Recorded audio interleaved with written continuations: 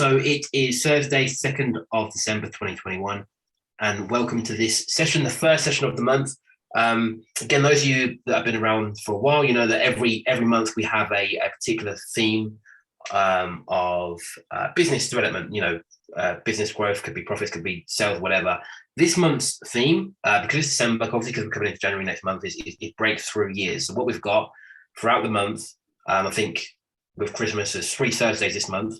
We've got a series of hot seats with a few of our, the clients who this year have done really well. Or and when we say it's not necessarily well in terms of revenue, they have done that as well. But it's ones who have made transformations from, the way they were doing things and had sort of a breakthrough year in their own way. So there's sort of varying different themes of what that would look like. So we've got a few coming up throughout the month, and we'll release the details of them as and when. But this week we've lucky enough to have Michelle, or 2 Michelles, we say, and Inez for the very first hot seat. So yeah, again, guys, thank you for doing it. Thank you for giving it the time.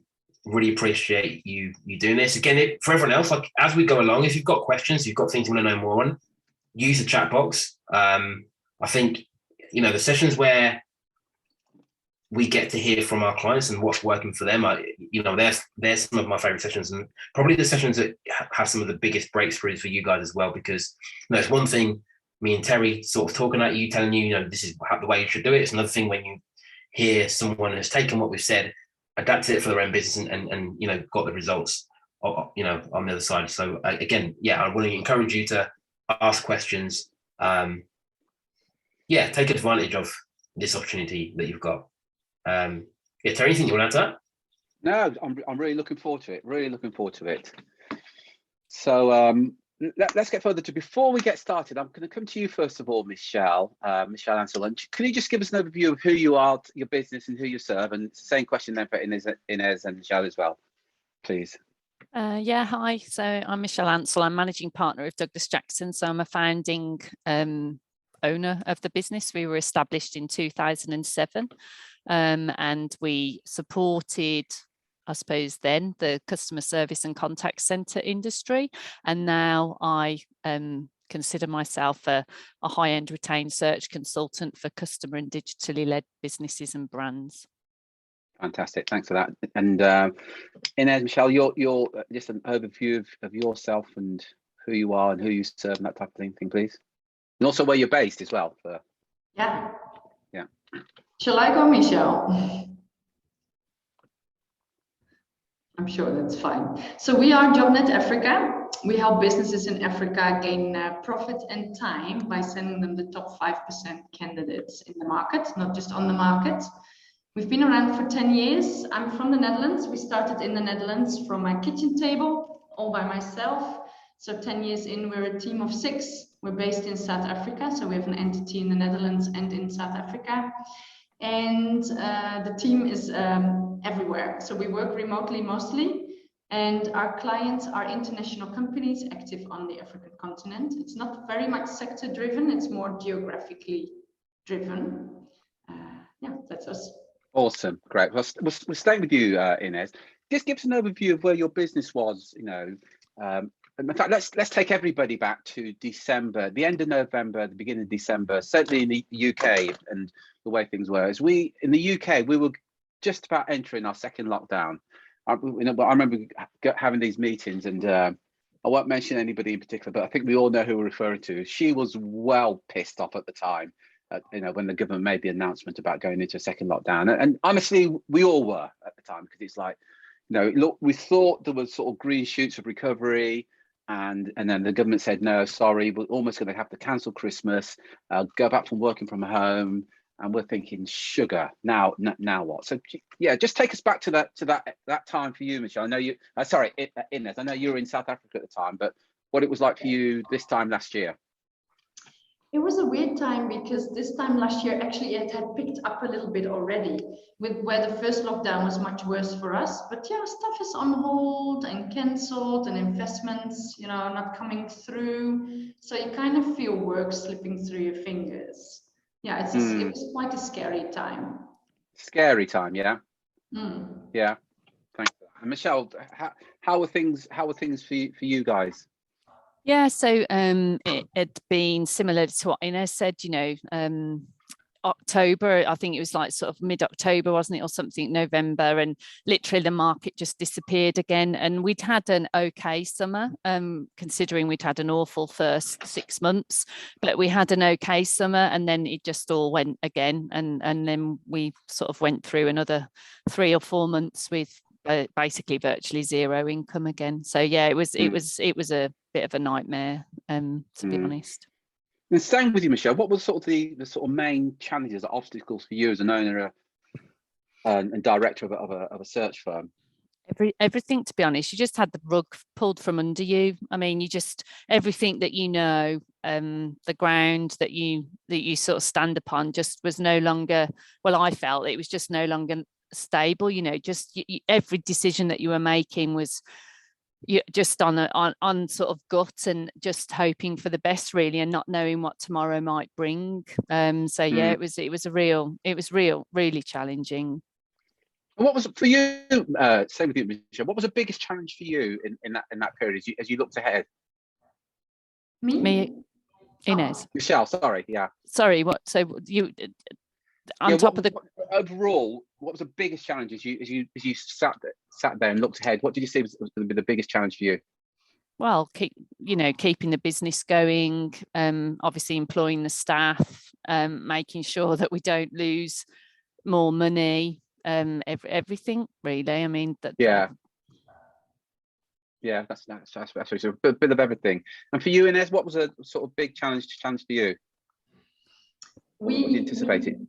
Yeah, we've been bootstrapping all along the year. So we work from co-working spaces sometimes, so we could cancel that. We travel a lot, so obviously there was no travel, so that saved us a lot of cost. So the results wasn't actually that bad eventually, but that was more because of the cost cutting than turnover. So that was scary, and just not knowing, and it's very frustrating as well. Especially if you work on contingency, and I'm sure we will hit that topic, where it's just cancelled. That's just it. Doesn't matter how much time you had in it already, which is gone. Yeah. And in that period, as you look back now and you reflect on that period, staying with you, Inez, what was your thinking, or what were you doing at the time that you think, upon reflection, that probably wasn't a good idea, though it seemed a good idea at the time? What were the mistakes you think you were making at that time?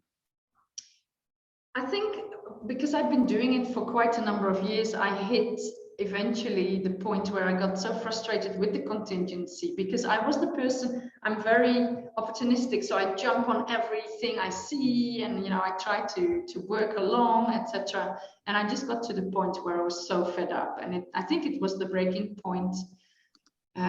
Then on top of that, and it was nobody's fault, but it just felt like, been pushing for 8 years back then, I guess, or 9 years, and back to square zero. So staying with you, what was the thing that was really frustrating at that period, that you thought, enough already? What was so frustrating? Yeah, what in particular was frustrating that, put it bluntly, really pissed you off? I think you put so much effort and trust into your client, and then nothing comes back when shit hits the fan. So it wasn't really cooperation, and I just got fed up with that totally. Right. So that was from working with on contingent. Yeah, excellent. And what was it for you, Michelle? I mean, really, it was the lack of control, I think. I can't say anything more than that. It just was that was the most frustrating thing. Just everything that was known to this point was taken away, and there was nothing you could do about it, or it felt like there was nothing you could do about it. Yeah, you've raised a really good point there. And whenever you're feeling stressed, it's an indication that you feel out of control, and that's what the stress is. If no matter what's happening, if you think, actually I can see a way out of this, it's less stress. But when you feel like, example, if you're working on contingency and the client just pulls the plug and says, well, tough luck, buddy, but we're pulling the plug, and you've got no control over that, that's what creates that shift. So that totally makes sense. Before I move on, just for everybody, if anybody's got any questions as we're going along, please get my words out. Please feel free to ask any questions you might have as we go on. I'll just put it in the chat box. So I'll come back to you then, Inez. What did you do differently? What you then looked at it and thought, to hell with this, enough already. What was a transformation for you when you went, I'm going to do things differently? And sorry, Drew, feel free to come in as well, Drew. I think because we got in touch, I think February or something, and January and February were just terrible. And me and Michelle were in the Netherlands, and in February it was just all very depressing, and we were kind of stuck there in a lockdown and couldn't go back to South Africa. Just so fed up with, yeah, we just needed a change, but we didn't really know what, I guess. And yeah, no, I think that is that. And I don't know, probably stumbled upon something on Google. So you don't have to give us the exact numbers, but typically, just share a bit more about what you were doing, the salary you were working at, the sort of fees you were charging, and the service you were offering, say March, at that time. Yeah, so the standard fee, we were working almost between 15 and 17.5%, something like that. We'd usually have an upfront fee of maybe 750 euros or 1,000 euros, but then non-exclusive. And we would have a placement ratio 1:3, and the average value was about 7,500 euros. Thank you. Sorry, Drew, would you say something then? You looked like you were about to say something. Oh, wait. Okay. And thanks. Michelle, what was things sort of for you like in the business? In terms of the revenue and the fees, or something else? Yeah, the fees you were charging, your fill rates, and that sort of thing. Yeah, I mean, historically, I mean, before this year, we had about an 8K average fee. We were looking at roles between sort of 40 and 60,000 roughly, and our percentages were around sort of 17% on average. And was that all contingent? No, we had. We've always tried to do a bit of retained, and we have done the odd client and the odd retainer here and there. And last year we did have one client that we hired 5 roles with on a retained basis, which was quite good for us. And we did win 2 clients, that client and another client on retained. So we did have sort of 2 clients that did help us out quite a lot last year. From that perspective. So what was your fill rate, Michelle, if on the retained or contingent? No, overall for the business, what sort of percentage of the roles were you working on, were you filling, do you think? As across the whole team, it was roughly 1 in 4. Some of the consultants were 1 in 2, and some were sort of 1 in 7 or 8. And those numbers there, just for everybody else, they're not unusual. The average contingent recruiter will fill between sort of 10 and 40%. But even if you're at the top end and you're filling 40%, it does mean that most of the time you're working, you're not getting paid. And we talked earlier about no control. You're now working for somebody and you've got no control over whether you're going to get paid or not. Can you see how that's going to compound that frustration? I'll keep coming to you, Drew, just to see if there's anything you want to ask now, are you okay? Yeah, I guess like it's more something for Inez. Like one of the things that I think that you really bought into earlier on this year was, getting a better grasp of your numbers. Even when Terry was asking, what did your fee used to be, and what you knew exactly, the decimal point. Yeah, can you talk a bit about that? What that gave you, how that's helped you throughout this year? Because I think out of everyone in the group, you've probably done that. Yeah. At least what I can see from the group calls, like the most aggressively. I think you probably gave that sheet at the right moment, and we were probably looking for something to hold on to. But we've been discussing this with the team a lot as well, the difference between the lead and the lag indicators. And I was so wound up on lag indicators all the time, and I was starting to take things personally as well. Whereas now it's so nice to just look at your lead indicators and beat yourself up over that, but at least you can do something about it. And then let the lag indicators be a little bit more. So I think I needed that bit of something to hold on to. And you gave it just with that simple sheet at that day. I think it was good timing. Just on that, just for people that don't know, can you explain what, when you say lag and lead indicators, like what does that mean to you? Sorry, the sheet you mean? No, you're saying lag and lead indicators. Some people won't get the terminology. What does that, in terms of your business, what does that mean to you? Yeah, so lead indicators are things you can actually control. So that could be a KPI saying, I want to do so many chats, so many calls, so many invites, stuff that you can control yourself. I mean, maybe you have to work overtime, but it is stuff you can control yourself. And then the lag indicators are stuff coming out of that. So people that reply to you, people that want to talk to you, people that want to buy from you. So those are the things you can't really control. You can improve it, and obviously you should keep track of it. And the keeping track of those ratios can really teach you where to improve and what's going better or worse. Again, it comes back to thinking about control. The lead indicators, the activity, for maybe another word for it. So, how many people you connect to, how many emails you send, how many posts you put out there. You've got ultimate control over that. Nobody can stop you from doing those things. And it's a bit like, I think it's the Beatles when they wrote Imagine. The story goes that they wrote the song Imagine because they had a tax bill. And they were sitting around one day and they said, I know, let's write a song to pay the tax bill and to build a swimming pool. And apparently that's where the song Imagine comes from. But the same applies to you. Whatever it is you want to achieve over the next 12 months, you haven't always got the control over the final destination, but you've got ultimate control over the activity that you do.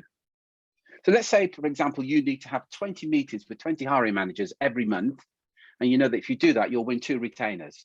Well, there's activity that you can do to get those 20 meetings, and all things being equal, you're then going to get 2 retainers. So that's what we mean by the lag and the lead. The lead indicators things that you actually control, and you probably gathered from Michelle as well. She knows her numbers, so she talked about 1 in 3 conversion rate. She gets 3 job orders, but she fills 1 of them. And knowing those numbers all make such a difference. So you can literally, at the beginning of next year, say, right, this is what I want to generate within my business. What's the activity that I need to do? Now, I get you may not know what all the activity is, but you know there's certain things that you need to do, that if you do that, you'll speak to so many decision makers, you'll get so many interviews, and you'll get so much business. But it's taking back control of what's going on. Anything that you'd want to add to that, Michelle? What's been said there? Me? In terms of lag and lead indicators? Yeah, me, yeah. Yeah, sorry, yeah. Sorry, Yeah. We've got 2 Michelle, so that confuses everything. 1 second, I'm just quickly going to check whether they're not locking me out here because they're turning off the lights. So I'll be back. Okay, yeah. Yeah, I think I would concur with that in terms of the numbers, really. I think certainly for me and my team, because I have a team around me, I think you can quickly, you can sort of lose faith very quickly and sort of feel helpless, and as I said, a lack of control, and so you don't do anything, and you sort of start not to do what you need to do because you just think, well, what's the point? But the reality is if you know the numbers, and it's irrelevant whether the numbers are 50 or whether they're 10, if you know the numbers and sort of just keep doing what you can control and what creates activity, then eventually something will come, whether it be today or in 3 months or in 6 months. But you do need to have that faith and that resilience and that confidence, I think, in the process, and that commitment, really. Yeah, I think you've raised a great point there. Sorry, Lou, about resilience. I think that's I think in most walks of life, people got to think, yeah, well, if I just do this, I'll get this. But most of the things that you do, including this and on this program, most of the activity, most of the marketing that you do is going to be ignored.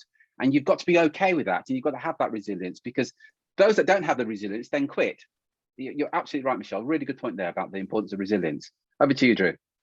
Yeah, I think just to add to what's been said about numbers and knowing your numbers, I think especially this time of year, but throughout, I think one of the biggest mistakes you see people make is that they'll go into next year or this time of year, they're sort of thinking about what they want to achieve in the following 12 months, and it's very easy to come up with a revenue goal you want to hit, or financial figure you want to hit, it means nothing if you don't also know the exact activity that's going to go into that.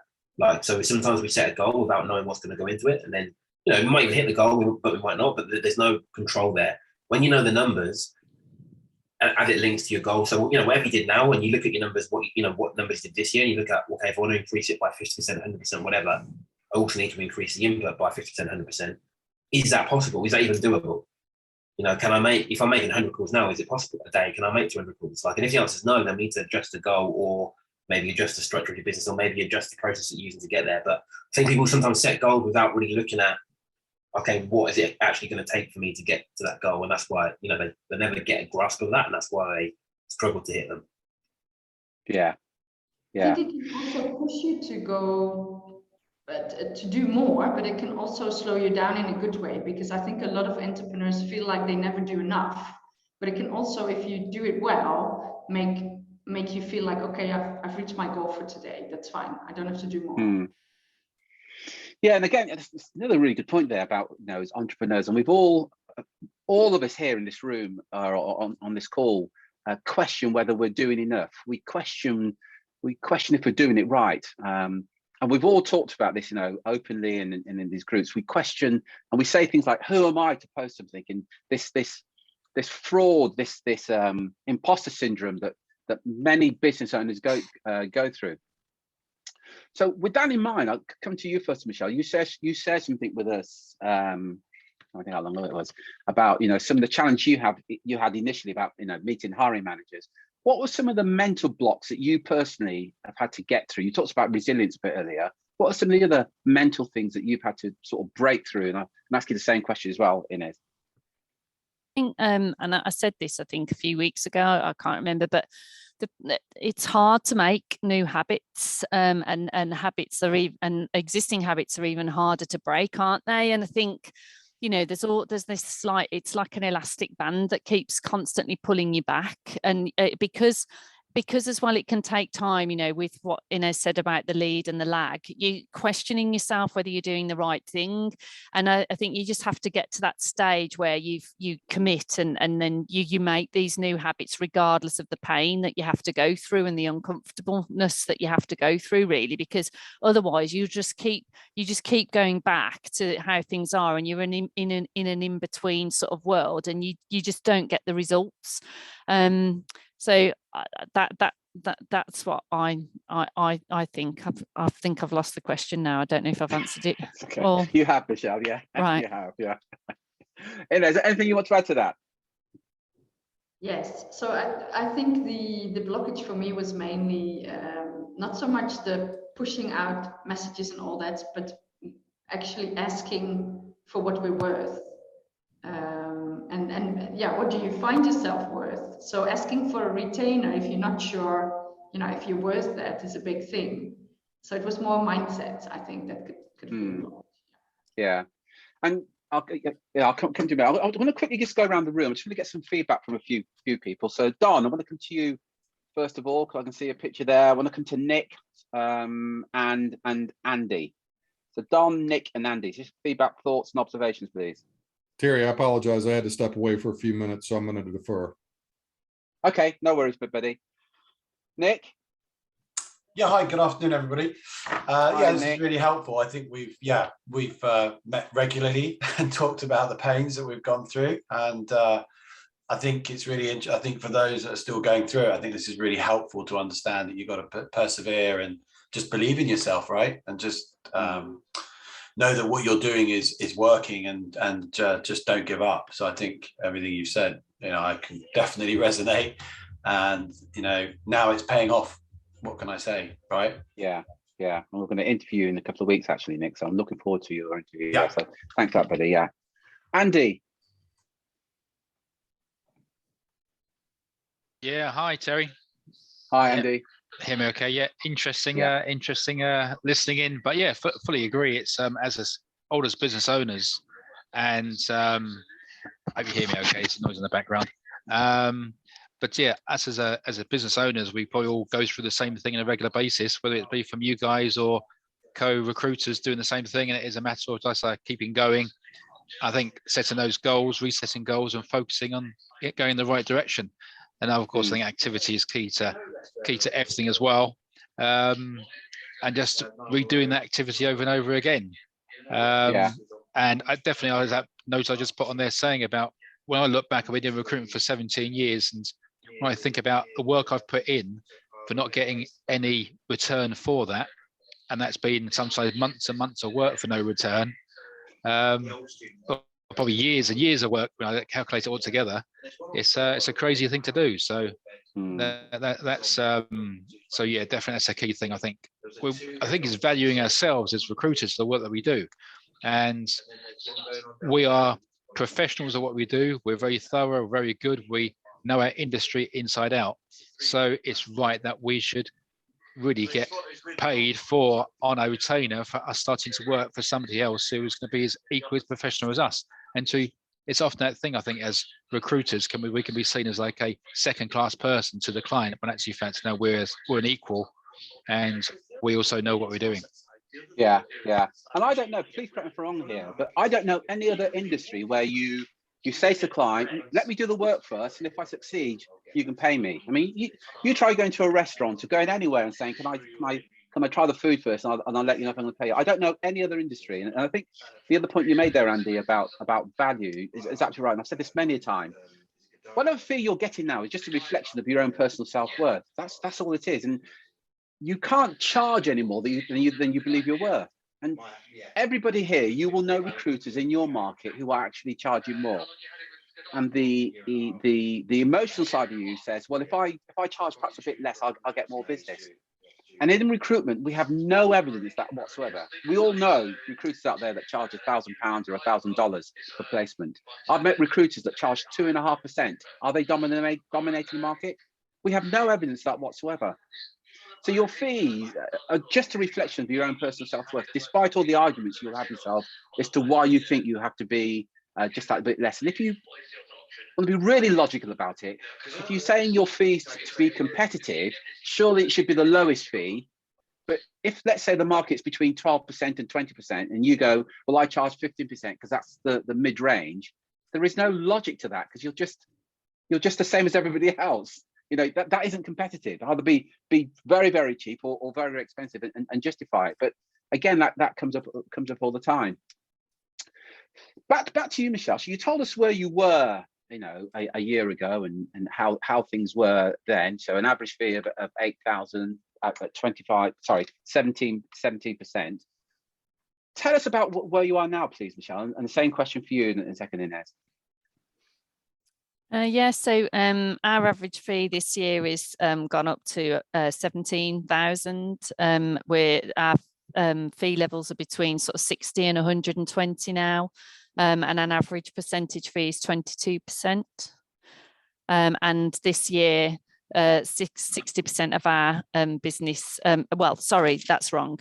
60% of the roles that we've taken were retained, or the clients that we've taken. We've still got a few contingency roles, but 78% of the work that we've billed has been retained versus some older contingent clients. We've won 11 new retained clients this year.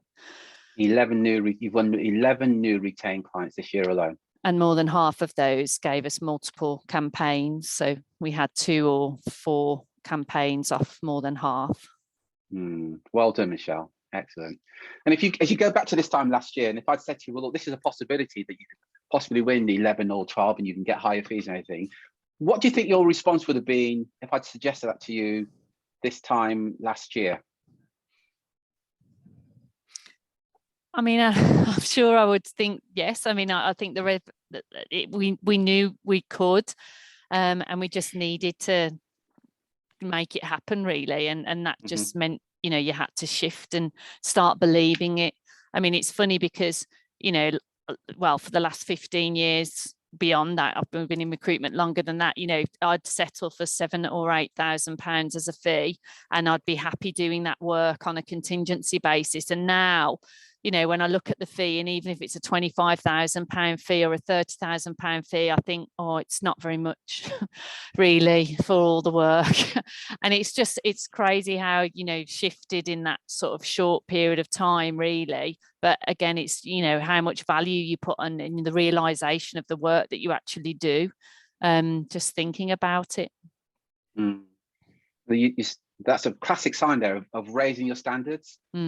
So what you've done is, I think, you know, and again, please, anybody here, feel free to correct me. I think one thing this group does is, because you hear of guys getting fees of 40, 50,000, and then somebody else gets a fee of 25,000, you think, well, you know, but it's great how it raises every standards.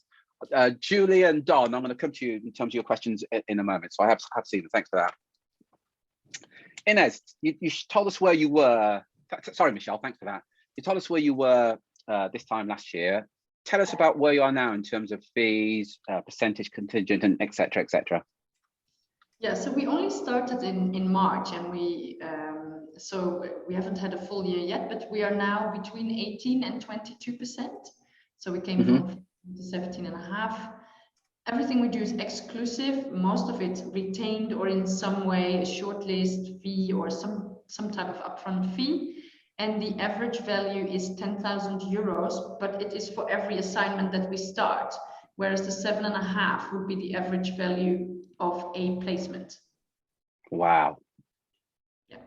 But I mean, the numbers, it's not like we've booked hundreds. So, you know, the numbers, they are correct, but they can fluctuate a little bit still. Yeah, sure. Yeah. Sure. This is a question for both of you. I'm going to come to you. I'll stay with you actually, Inez, and I'll come to Michelle. Julie's asked is, and you can't give everything, and we haven't got enough time, but if you were to summarize how you made that shift, how would you summarize it in the same question for you, from where you are to where you are now? And somebody says, how did you do that? What would be a summary of that for Julia? Yeah, I think you should write down the activities that you do on a weekly basis, for instance, and just tick it or count it or whatnot. And then follow the course and just keep adding activities that are being explained, and keep measuring and just pump the numbers up until you get to do more, basically. But focus, and make sure you use your time well. Okay, thank you. So if you were to summarize that, I'm going to smile at this, but it's about taking action, really, isn't it? It's just about regular and consistent action. Yeah, but measure it as well, because or else you feel lost. Yeah. Excellent. Thanks for that, Inez. Michelle, what would you say to that? I'm going to come to your question in a minute, Don. In fact, I'll come to you next, Don, for this question. So Julia, the first thing that I'd do is change the level of who we were talking to. So increase the level of the contacts that we have in the industry that you serve. And then secondly, change to the fact that I am purely a retained search consultant and not accept any contingent work, and then set a fee that you're unwilling to go below to a degree within, you know, a possible negotiation if you really want to work for the client. And those really, that was how we sort of changed. Okay, thank you. One of the things that we do a lot around mindset, and one of the things that we're constantly going on about is your own self-image, because again, you will only perform to your self-image. And if your self-image is, I'm going to recruit at 20, 30,000, then that's your self-image. You're going to perform at that level. But if you make a decision, actually, and this is, and I think, again, please correct me if you disagree with this, it's easier to recruit somebody at 150,000 than somebody on 50,000. And if anybody thinks differently, please, please share. So, but most people won't, most recruiters won't, because there's this, but that's about their self-image. Me recruiting somebody at 150, 200,000. So if your self-image is actually, I'm comfortable recruiting at 40, 50,000, there's a bit of a challenge there. And again, you probably gathered there, Julia, a lot of this, again, I'll repeat myself, but it is about raising your standards. It's about saying, yeah, I know I did that previously, but now I want to go to another level. Yeah. Thanks Similar to what I said on the fees, really. And I've got a couple of roles at like 80 grand at the moment that I'm bidding on. And I sort of, in the back of my mind, I don't want the work, because again, I just want the 120k, 150k work, and it is, I mean, you just have, you have to get there gradually. But it is just a shift in how you think. Yeah. Excellent. Yeah. Thanks, Michelle. Don, I want to come to you. You just want to share your question, Don? Sure. And I sent this directly to Terry because I thought I might be at the risk of being redundant since I missed a few minutes. But the question really is, if you could distill down the number one thing, Inez and Michelle, that you've done or changed in 2021 in your business that's provided you the single highest return on investment, what comes to mind? Great question, by the way, Don. Telling everybody that I'm a retained search consultant. Really? Just having that conversation? I think so. I mean, yeah, I'd say anything else, although it will have delivered leads and what have you, I think if I hadn't have made that shift, I would still be negotiating at 15 or 18% or taking contingent work or exclusivity. And so ultimately, by me saying and making that, drawing that line in the sand, it's immediately elevated my fees. It's immediately got rid of clients that wouldn't work that way. And I'm surprised, if I'm honest, the sort of, I don't want to say ease, as in I don't want to give the impression that, I've got leads and clients desperate to work with me and that I'm batting them off, because that's not true. But the ones that I do win, I'm surprised at the ease that I'm able to win them just by changing the language. And that's how I would do what I work now. They don't even try and negotiate most of the time, or the negotiation is so much less than it would have been. And in some respects, when I do negotiate, they're like, oh, thanks so much for being so supportive, and just giving that bit. We know that that's not what whereas before they'd be like, oh, you've got to come on our PSL at 15% or whatever, and I'd be like, oh yeah, okay then. Whereas now I just go, no, this is what I am and this is what I do. And well, some have said, yeah, okay, we'll do business with you. Very interesting. Very interesting. Thanks for that, Michelle. Inez, anything? What would your answer be to Don as to what's the one thing you changed or did in the last 12 months that's provided the highest return on investment? I think it's the same. Stopped contingency straight away. And we had to let go to quite a few clients as well, which is scary, but it definitely is paid off. And maybe adding to the numbers that we were discussing, the first 6 months of this year, we had 16,500 euros on average, which was very bad. And that's also why we got to the breaking point. And we're now on 39,000 a month. So we've more than doubled our turnover a month. Wow. Just by not taking contingency work, really. And I know there's some new people in here, and there will inevitably a bit of conflict going on in your head, but it doesn't make sense. Here's something worth considering, that out there in terms of hiring managers, there are 3 types of hiring managers. There's a price buyer. So if you offer your service at 10%, well, I offer it at 9.5%, I guarantee I will get the business. But that percentage of the market only makes up about 20% of the market, and they don't value your expertise or anything. They just want the best deal, and they will constantly screw you down or me down to get the best deal. But it's a very small percentage of the market.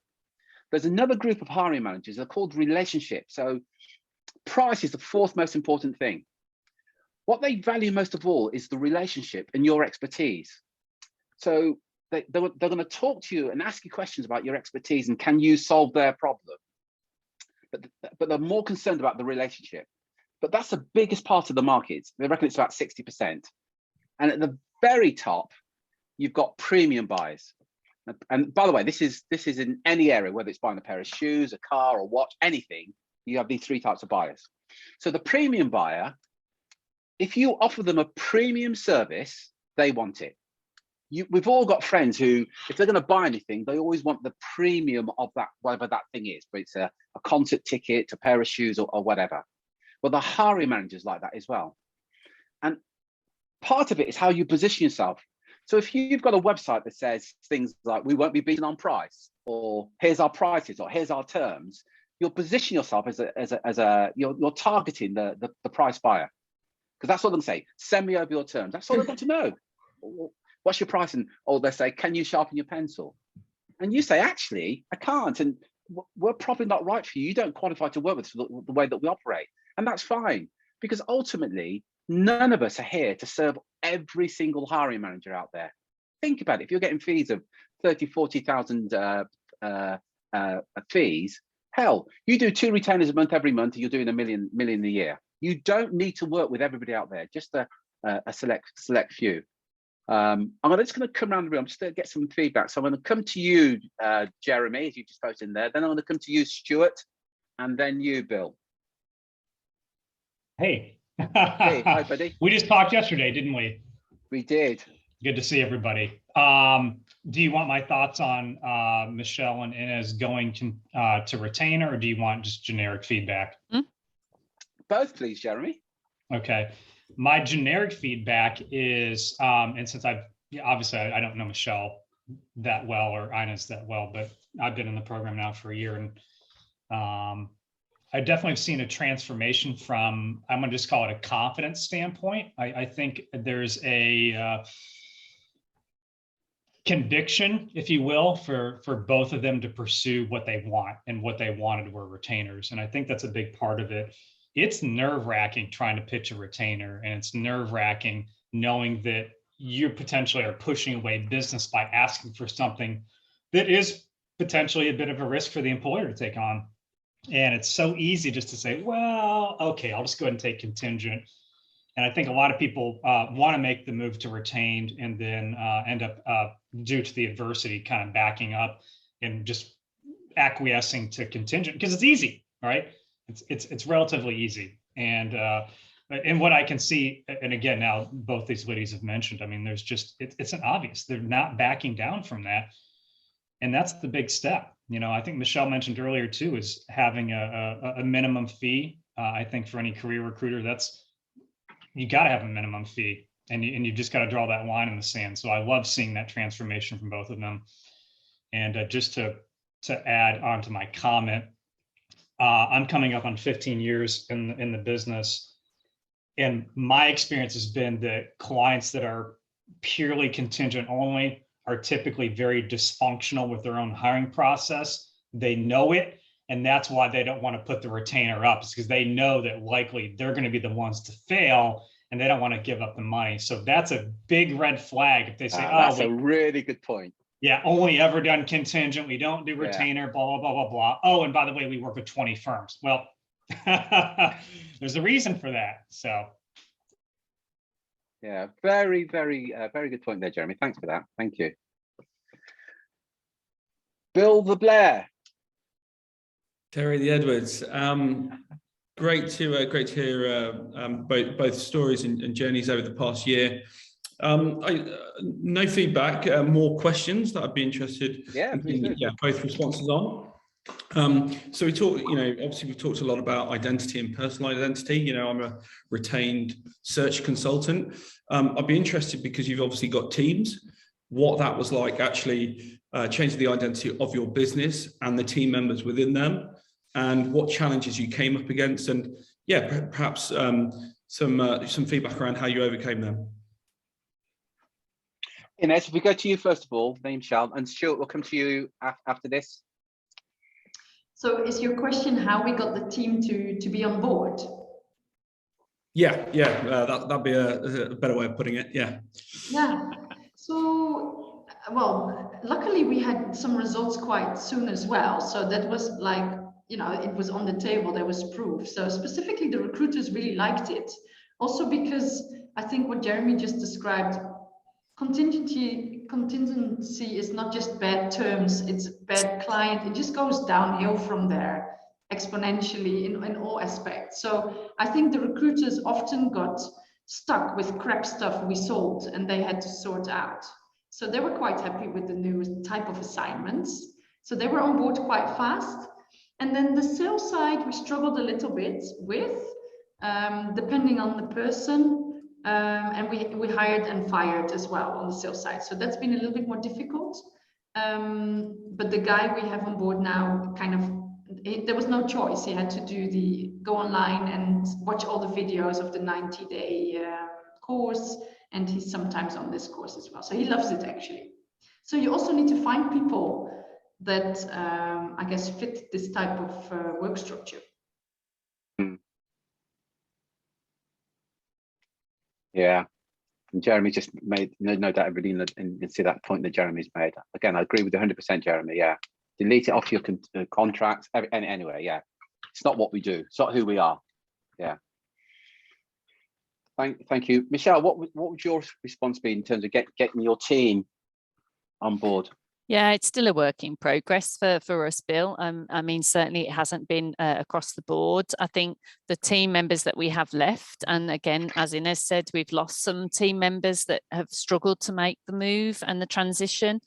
I think they're still on a journey, and the difficulty is I think people come to their own personal decisions, and also people learn at different rates. They sort of different things resonate with them. So when I have a realization and make a decision, and as a business owner, I suppose I'm used to making quicker decisions and putting everything on the line, if you like, because you have to, and take risks.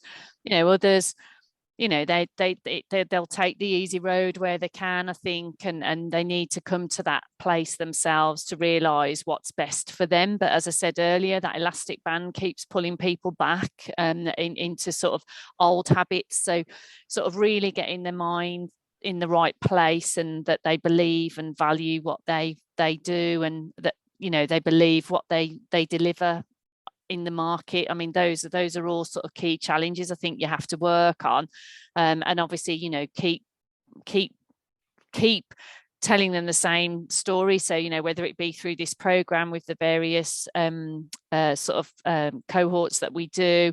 But I mean, if you listen, it isn't just to Terry and Drew, but if you listen to anybody, whether it be sports psychology, business psychology, it's all around mindset. It's all around these sort of who you are, who you believe you are, the affirmations and everything. So it's just really sort of drilling that home. But it is an ongoing sort of journey, really. Thanks, Michelle. Excellent. Yeah. Thanks, Michelle. Stu. Hi, buddy. All going all right? Yeah, good, thanks. Good.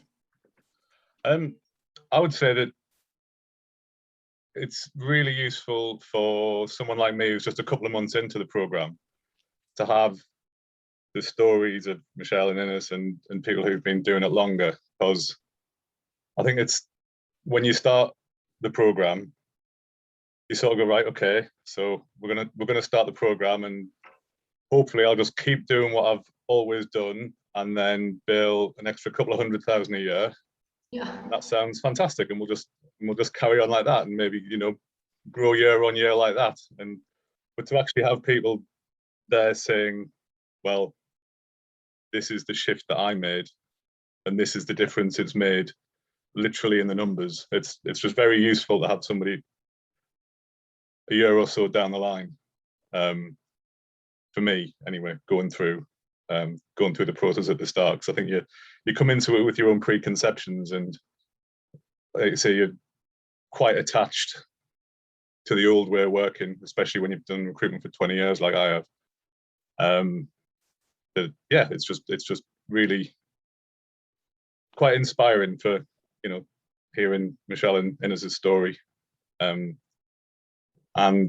makes me look at the sort of what I think are quite good minimum fees, and you have people going, oh well, I'm getting a bit pissed off for these 25 grand fees. It's like, so can't wait for this time next year when I'm getting pissed off with 25 grand fees, Michelle. I'll tell you what.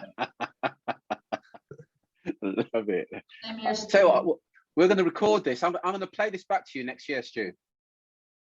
Do it. Yeah, make that decision. You're going to get pissed off with. Yeah, no. Anybody here can hold me accountable if you like, but this time next year, I'll if it can be done, then there's no reason why I can't. I'll do a 25 grand fee before next year. Yeah. Fantastic. I love that talk. Don, in fact, I'm going to go to Don. Stuart, Don's got a question for you. All right. Don? I was just thinking, if you, Stuart, if you had given thought to what your new fee will be heading into, minimum fee that you'll take for any assignment heading into 2022. Well, I mean, the minimum fee I've got at the minute, and it's actually in my contract, it's only £5,000, and even that for me would have been, you know, historically pretty good. I'd have been quite pleased with that. Difficult to know what the minimum should be, but yeah, I think it should be more than. I certainly think it should be more than that. I guess. What would you say, Stu? Top of your head. Why should it not be 10,000? If it's 5,000, why should it not be 10,000? Yeah. I mean, you can just keep going, can't you? And, yeah. Why don't you start at 9,999 minimum fee, regardless of the salary? Why are you discounting my prices already? I was at 10,000. And you're going down to 999. No, I'm not a penny off it. This is bullshit. I'm not. You can't reduce my fees like this. This is ridiculous. I'm trying. You're supposed to help. Go on then, Stu. Let's go. So I'll do that, and then you can give me the quid every time that I make a fee for 9,999. Okay? You're on. Definitely. Excellent. Thanks, Stu. Cheers. Excellent. I want to come back to yourself, Michelle, and Inez. So here we are today, and it's fair to say it's not a smooth journey. We never tell anybody, "Oh, come and join us. It's a really smooth journey." So share with us some of the challenges or mistakes that you made along the way that, looking back, you go, "Oh, wish I hadn't done that." What would it be for you, Michelle? I think it's just sticking to the processes, really, because as I said before, it's all too easy just to, wake up in the morning and stop planning your day, stop following the KPIs that you've set yourself because something else has happened, get drawn into doing something else or the next disaster, or, something's gone wrong, or the news has said something else. I don't know. So I think ultimately, if you can stay focused, if you can plan the day, if you know exactly what the sort of leads and numbers are that you want, the reality is as soon as you start doing that and you do it consistently, things start to happen.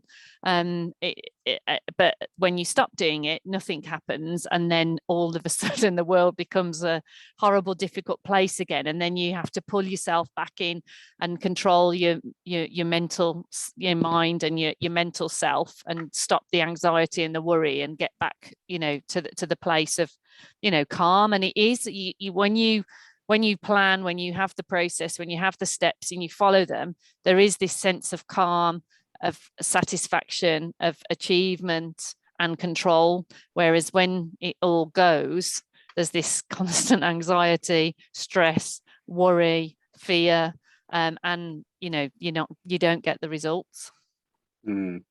Thanks, Michelle. It reminds me, I was talking to Dan, who a lot of you know is based in Australia, so sadly he's not with us because of the time difference.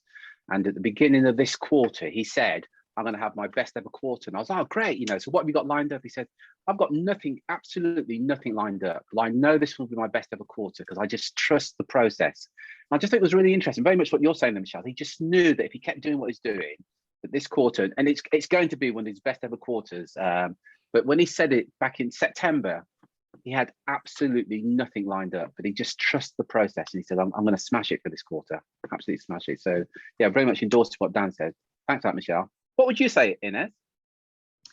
Pretty similar to what Michelle's saying, and then topped up with Dan, because I'm actually quite sure we're going to have a really good December, but I haven't booked a new assignment for 7 weeks, I think, almost now. So luckily one of my colleagues did. But yeah, it's becoming a little bit difficult to trust the process, but it just makes me feel the most comfortable. I don't know what to do else, and it will work. So I'm not so much worried. I'm more annoyed with myself, but I'm not worried that it won't come. And we've got, a pipeline full of leads. So just somebody has to say yes. It'll be fine. Yeah. Excellent. So in terms of percentage increase, what's staying with you in this? What's been your percentage increase in revenue over the last 12 months for you?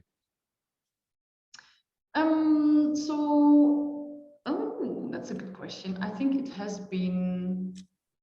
It's difficult to say. I didn't calculate that one. Can you imagine? Okay. Well, let me come back to you. I'll come to you in a second then. If you have a quick look at some numbers, and I'm going to come to you, Michelle. I'm going to come back to you, Inez, and then I'm going to come around to everybody then. The question I'm going to ask everybody is, what's been your biggest takeaway so far? Well, our average fee has doubled, and we've seen a 57% increase on 2020. But the caveat for that was that since March, so we didn't bill anything in January and February. So that's actually been 9 months as opposed to 12 months. Wow. So yeah. Well done, Michelle. 57% increase and you've doubled your fees. That's fantastic. Well done. And for those that don't know, Michelle is one of the most modest people. 57% increase, but she's like, oh yeah, but it wasn't all down to me. But it wasn't. Absolutely. Not all down to me. No. Well done. Inez. Yeah, so I think we'll head to a 20% increase, but having said that, January, February, March were lousy. So a little bit like Michelle. So we've really picked up in the last night. Yeah, excellent. And I think next year will be, we'll have such a, it'll just be different. Next year will be the big one. Yeah. Yeah. Okay. Okay, Julia, just very quickly before you go, I know you just posted a message there. Then you've got to go, but just very quickly before you jump off, what's been your biggest takeaway? I think it's just been really useful to hear how both Michelle and Inez have transformed their businesses in the last year, and I've taken a lot of notes down about the retained aspect, because I think that's probably a route I should go down as opposed to focusing on contingency. Yeah, excellent. Thanks for that, Julia, and sharing that just before you jump off. So I'll speak to you soon, Julia. Thank you very much. Will do. Thanks so much, guys. Thank you. Take care. Brandon, coming to you next, buddy. Yeah, great session. Yeah, appreciate it, everyone. I mean, a couple things. Just the support out of this group is always solid. When you're struggling throughout the weeks and months and things come up, it's nice to hear other people going through similar challenges and make you feel like you're not going crazy with something. And the support and guidance is always very helpful. And then I've recently transitioned to exclusive with an engagement fee up front, and through my time in the course have kind of advanced the collections and kind of that minimum number in my head, and it's been going much better. The relationship, the engagement with the client starts off much stronger. And for those that have heard some of the things I've shared, I was in about as low of a place at one point as anybody in the group probably, and it was very tough to go into that call, but it went well, and I was awarded it, and now it's kind of the new standard going forward. So yeah, thanks for that, Brandon. Again, another example of somebody that's raised a standard. I'll come to you next, Nick. Again, I'll keep repeating myself, but somebody else in this group has really raised their standards over the last 9 months or so. What's been your biggest takeaway? I'm going to come to John Montgomery and Holly next. To biggest takeaway, but first of all, you, Nick.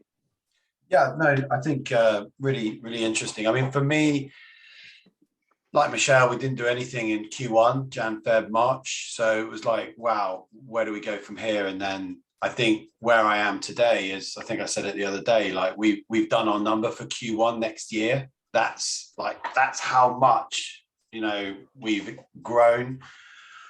Just because it's retained, it's a project, you work for them, and you just know where your numbers are, and you can enjoy your job doing the recruitment, knowing that you will get paid, you'll get recognized, and you'll get appreciated. So you don't rush, and you qualify people better, and you just do a better job. And I think it's amazing. I think you asked earlier, Terry, if you'd asked me a year ago, would I purely be doing retained? I would have laughed, said, no, do one, mate. What are you on about? Now, you know, it's the only way forward. Honestly, it's fantastic. And I promise you, the Q1 next year is done. And I'm going to work on obviously increasing that.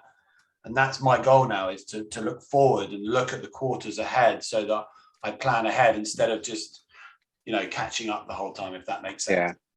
So does that mean here we are in December that really you're looking at working on Q2 of next year now, because you've got Q1 sorted? Well, yeah, I'll have to as well, but I want to top up Q1.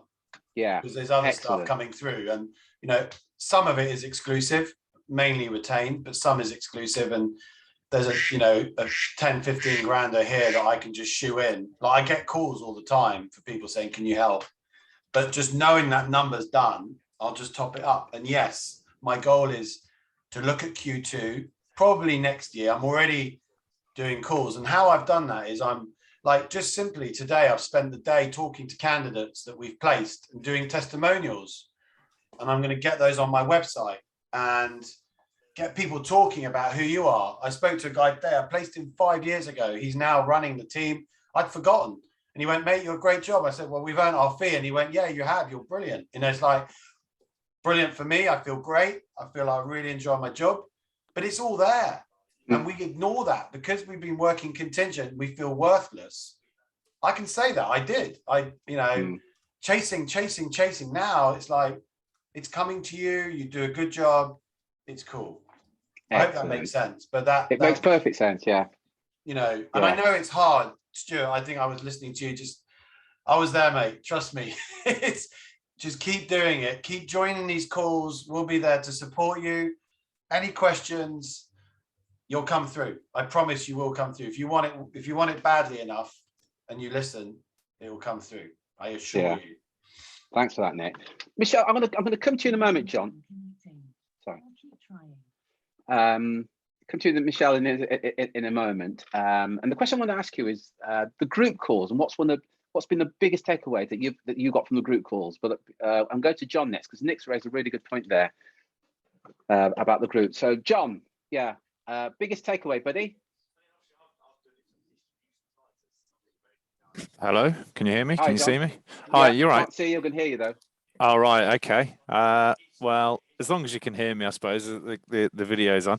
To be honest with you, they're quite important, I think, because it sort of realigns your focus. I mean, to go from where we were in terms of pure contingency with the level of processes that we were following were in comparison absolutely minimal in comparison to actually having a sort of specific process that we would follow.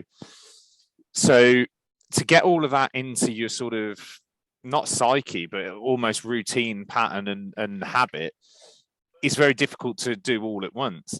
Now obviously when you're making that shift across, it's almost a jump into I hate to say the abyss, but you don't necessarily know. You know, you've got to follow your gut and go for it. And I think that hearing the success stories from other people put the proof in the pudding that the processes do actually work. And there's fact, I mean, a lot of it is hard work, but without hard work, you know, and accountability, it would be nothing. And coming back onto these each week, there's that sort of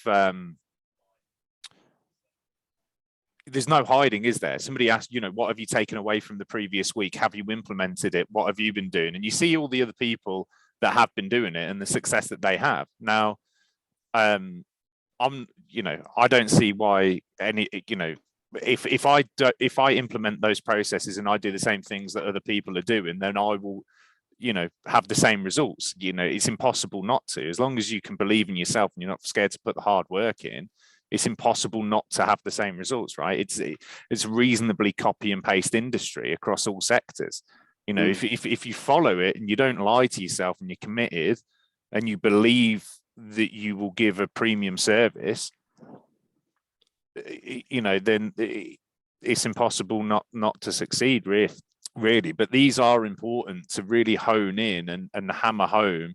And everybody, I mean, I do it a lot where I'll sort of might drop one thing occasionally. It's all about spinning all of the plates, and it's almost a gentle reminder of those plates that you've forgotten that you should keep spinning. And it's not just that. There's a lot of creativity that comes from these different ways and methods of language, or, you know, even different routes to market in terms of different ideas, like messaging through LinkedIn groups, or doing this or doing that, or I've had success with this. And then, you know, you can test and try that, and a lot of the time you get a lot of value and a lot of feedback and a lot of people coming back to you from all the various different ways that other people are doing. You know, one person, you know what they say, two minds are greater than one. I mean, how many of us are there here, you know, and everybody's collaborating together. You can sort of pinch things off anybody, really. You know, you just tailor it to your style and what it is that you're doing. That's very important as well. In terms of key takeaways for me, is pretty much everything that I'm doing in my day-to-day now. Without this process, everything that I do now is on the fundamentals and the basis of removing that mentality of contingency and focusing strictly on retained search. And I think it is vital. I mean, if I look at myself now and I think about what I'm doing, if I think back to what I'm doing now, and I think back to what I was doing when I was strictly doing contingency, if I was in the client's shoes, I would pay myself 10 times the amount for the services that I can provide now to that what I would provide when I was in contingency. You know, it's night and day difference completely. So I think that it is, you know, it's been important for me anyway. Yeah. Great. And also, if you're getting, you know, lost a little bit and you're a bit scared because of the lag time or whatever, and you're not seeing the results, it's almost reminding yourself of the light at the end of the tunnel when you see everybody with the great results that they're having. You've just got to have the belief and keep the faith that is going to change. Do you know what I mean? So it's important for that respect as well. Yeah. Cheers, buddy. Thank you very much. All right, no worries. Holly, are you there? I am here. I'm not going to worry you too much about the state of the mum bun, but if you do hear maracas and things, it's because I'm trying to entertain my son at the same time. Yeah.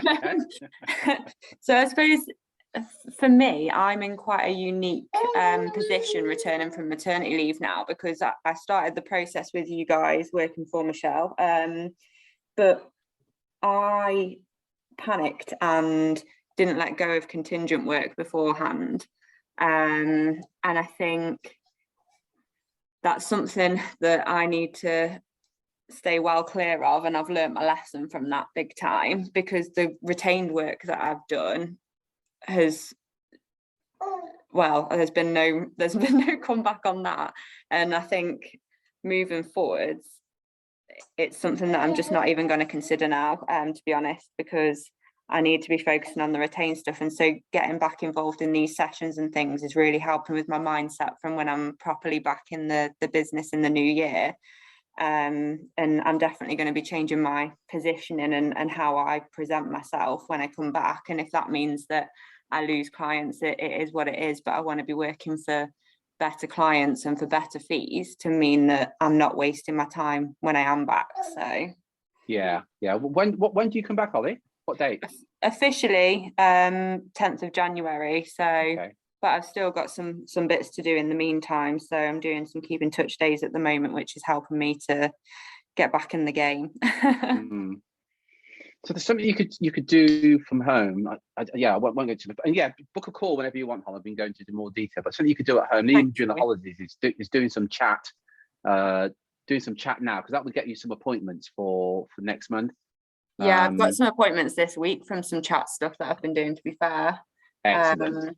So, but yeah, I will take you up on that if you don't mind, Terry. No, please do. Yeah, book a call and let's see what we can do. But then I'll make a note. The 10th of Jan. Yeah. Yeah. Yeah. Thanks for that, Holly. Thank you. And by the way, Holly, the other thing as well, Holly, we have a clinic on a Tuesday. So you can ask any questions. We can do your sales calls, we can do your chat. So all the details are in the Facebook group. But come and join us on the clinic on a Tuesday, because we can look specifically at your chats, what you're doing, and what we can do to improve it to get even more appointments for you as well. Thank you. Yeah, excellent. Thanks very much. Okay, Holly. Michelle, and the same question for you, Inez. What's been the biggest for you, Michelle? The biggest benefit of the group calls for you on a personal level?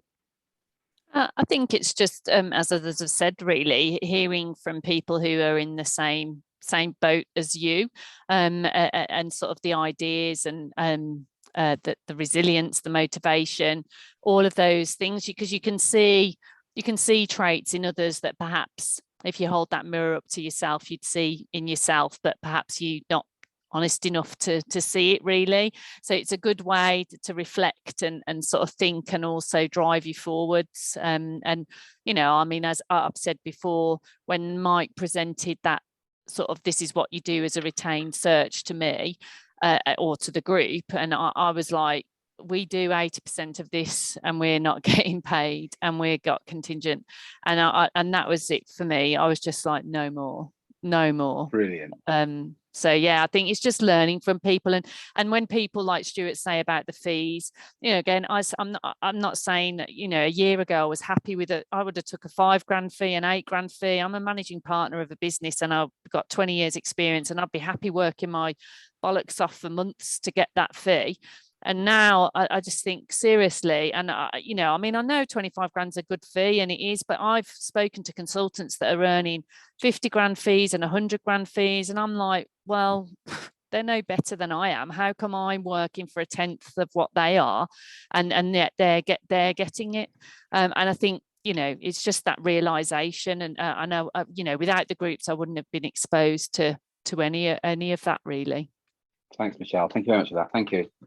For you, Inez, what's been the sort of big takeaway for you from the group sessions? Yeah, I think both ways. So it's on the topics and, you know, implementing stuff and contracts and whatnot. But for me, I think the most important part has been seeing, not as in a fun haha, but in seeing other people struggle as well. So I always thought like, everybody's making so much money and what are we doing wrong? And now all of a sudden, you know, I think Jenny did one of these interviews as well, and she was also explaining the exact same journey. And I think that is when I thought, oh, okay. So, you know, it gave me trust that we could also do it, because people seemed so far ahead, the people that had been in the training for a while. So I kind of looked up to that. But then I realized we've all been in the same place, like Nick has been saying as well. Yeah. Yeah, really good point. Yeah. And you know, I say this all the time, but I get so much from the group sessions. And we calculated once, there was something like 200 years of recruitment experience in the groups. You can't help but learn. You know, you really can't help but learn. Michelle, again, you know, thank you so much for today. Really appreciate it. Yeah, it's been absolutely valuable. As Drew pointed out, we're going to do interviews for the rest of this month on the live sessions on the Thursdays. We've got a few other guys lined up to interview, so please come along. And we call it modeling success. Look, if somebody else is doing it, as Michelle said, if somebody else is getting fees for 50,000, 100,000, why not you? And one of the reasons it's not you is because all you've got to do is just make that decision. When you say, no, actually, I decide I'm going to get fees of 50,000, and it's just making that decision. And come along to these calls like today helps you in making that decision. Also, to remind you that next year we're actually going to get together. And we want to meet up with you on the 19th of Jan. We'll get some information to you. We're going to meet up in London. So all being well, viruses permitted, we'll be meeting up. Yeah, even with our South African friends, Inez, hopefully you'll be, yeah. Who knows? Yeah, sorry, Drew. Is it the 19th? Or is it, have I got the right date? Apologies for that. Drew's going to get me the right date. It's either the 19th or 20th. Apologies for that. Also want to say to Inez and Michelle, well done on an absolutely frigging awesome year. Absolutely brilliant. Both of you have done absolutely fantastic. Well done. And keep it up. And thank you so much for sharing. Yeah. Just to remind you, we're back tomorrow at 3 o'clock. Terry, I was going to say, it's a 2-day event on the 20th and 21st of Jan. My apologies. 2-day event, 20th and 21st. Thank you for that, Drew, of Jan next year. To remind you for the Facebook group. Yeah. Yeah, reminder for tomorrow, recap for tomorrow. So come and join us tomorrow, 3 o'clock UK time. Until next time, folks. take care, take action, and be relentless. Thanks, Cheers, everyone. folks. Bye-bye. Cheers. Bye. Bye.